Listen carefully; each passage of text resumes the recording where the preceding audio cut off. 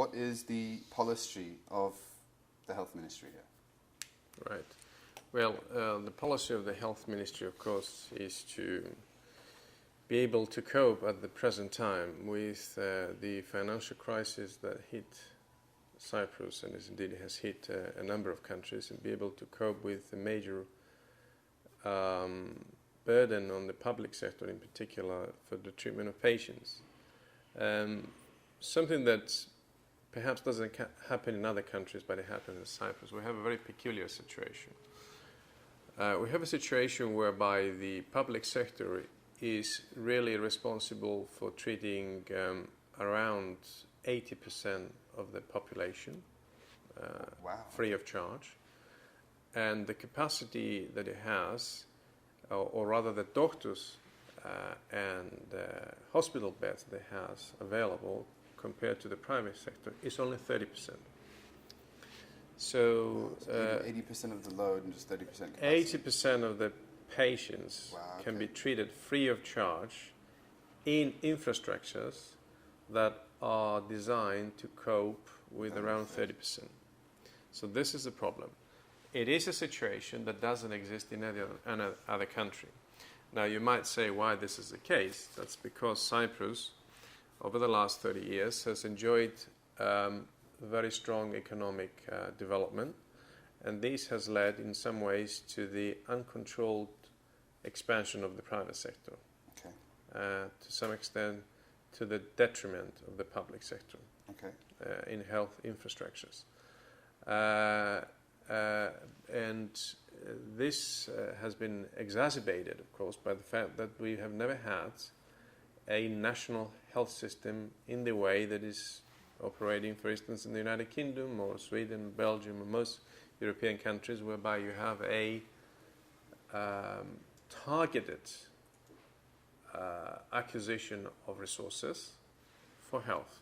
We don't have that. The resources for health are taken from indirect and direct taxation. So the major challenge for this ministry at the moment is really to be able to serve its citizens with the limited resources it has, a capacity rather, in the public sector, and this is a major challenge for us. Okay. And so, I mean, that's basically become the the primary objective then. It is an objective, but rather is a push for actual change, and this is, of course, rather the issue now is compounded by the fact that we have the economic crisis, and we have another peculiar situation developing, and that is the private sector that is considered to have major capacity for treating people in Cyprus is now under a lot of pressure, which means that some of this capacity may be lost because of the financial crisis. And if you lose that capacity and you don't have the capacity or the money to build the public infrastructures, therefore you have a major problem unless you take an action.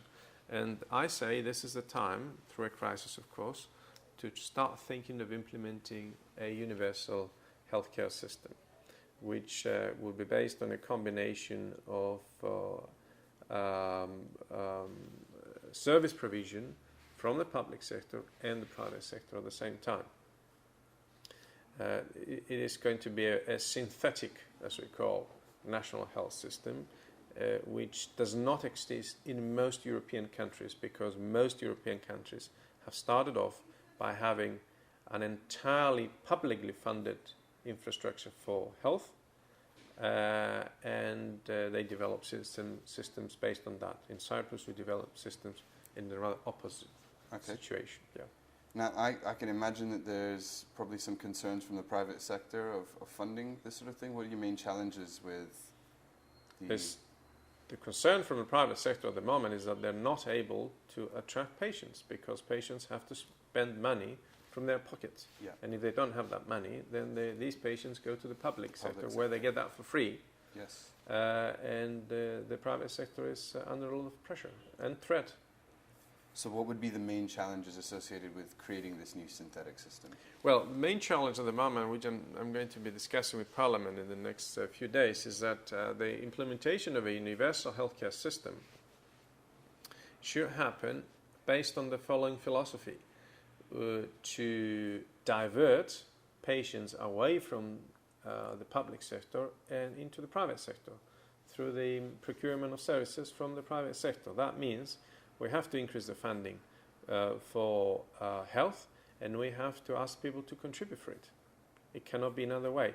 But we probably need to start from the secondary and tertiary healthcare rather than the primary healthcare, which was initial design, because it's a secondary and tertiary healthcare that we need to strengthen our services, and this is where the private sector has the major problem: is secondary and tertiary healthcare, and we need to invest in that. Okay, and what are some of the investment strategies behind that? Is that government funded? Is that foreign investment?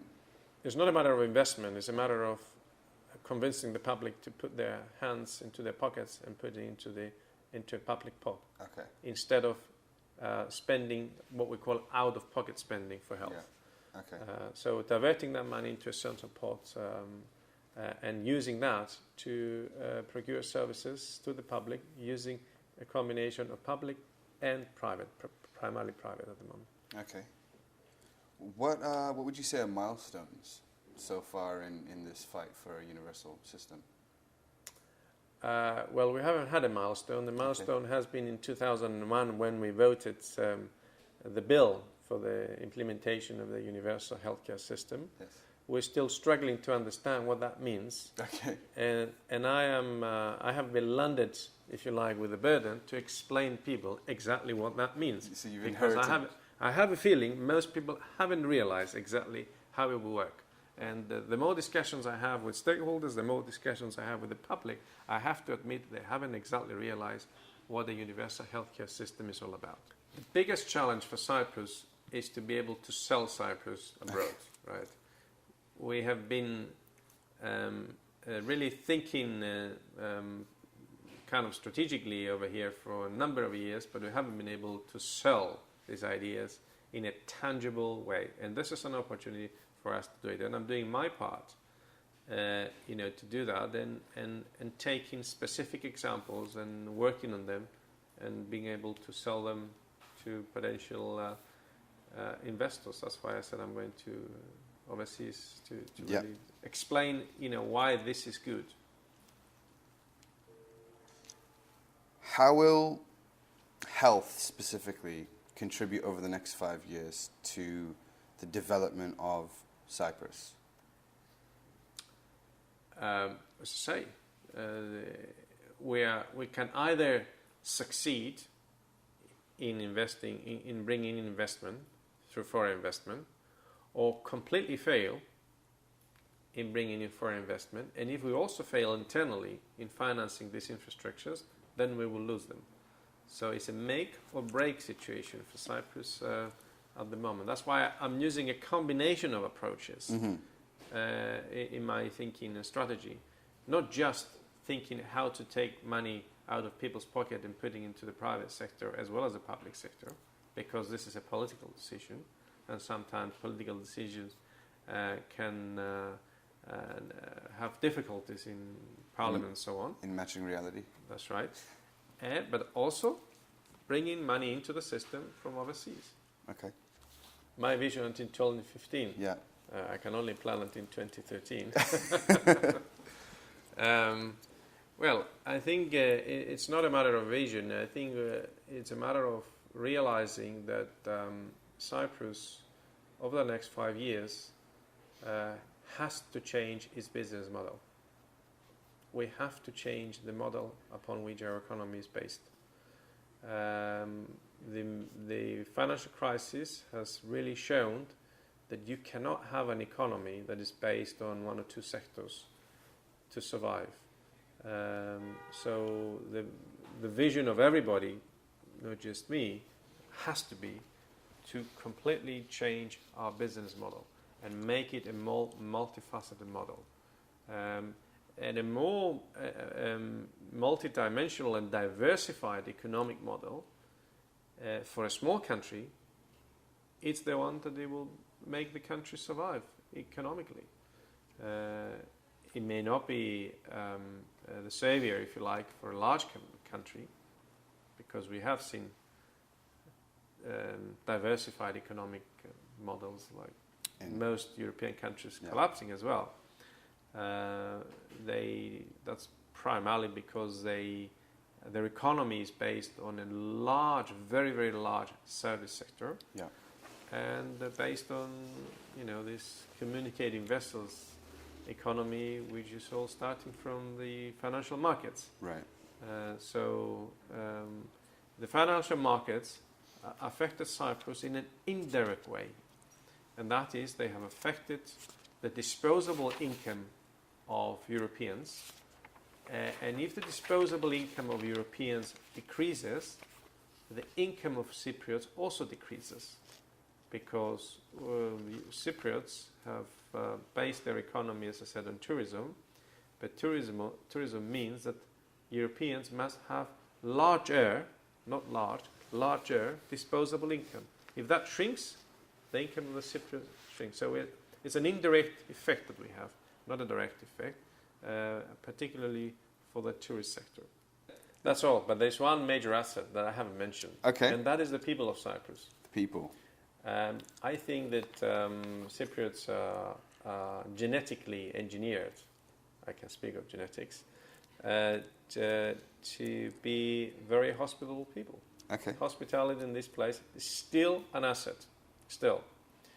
And it's very easy to get on in the Cypriot society, very easy to assimilate for any culture in Cyprus.